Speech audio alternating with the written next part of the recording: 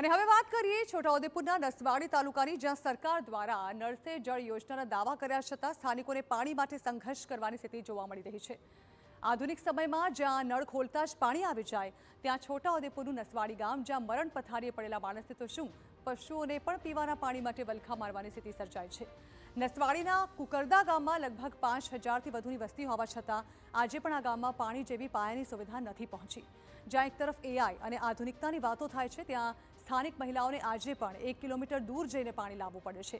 આ સ્થિતિ સરકાર દ્વારા જાહેર કરાયેલી નળ સે જળ યોજનાના દાવાઓને પોકળ સાબિત કરી રહી છે, કારણ કે 12 ફળિયામાં ફેલાયેલા ગામમાં અંદાજે 2 ફળિયાના ઘરોમાં જ નળની પાઇપલાઇન અને પાણીના ટાંકા મુકાયા છે, પરંતુ 3 વર્ષ વીતવા છતાં આ નળમાંથી પાણીનું એક ટીપું પણ બહાર આવ્યું નથી।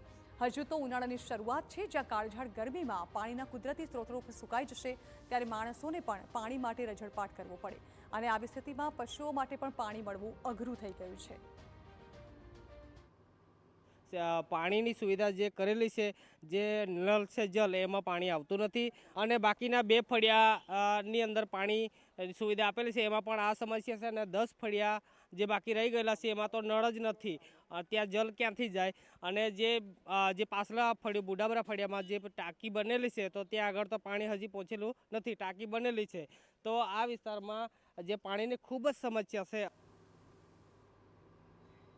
તો નળ સે જળ યોજનાની વાતો વચ્ચે હાલ પણ આ ગામના 10 ફળિયાઓમાં નળ પણ નથી લગાવાયા। આ વિસ્તારમાં કરોડો રૂપિયાના ખર્ચે પાણી પુરવઠા વિભાગનો પ્રોજેક્ટ પણ ઊભો કરવામાં આવ્યો છે, છતાં પણ લોકો સુધી પાણી ન પહોંચતા અનેક પ્રશ્નો ઊભા થઈ રહ્યા છે। ત્યારે ગામમાં વહેલી તકે પાણીની વ્યવસ્થા ઊભી કરવામાં આવે તેવી માંગ ઉઠી છે।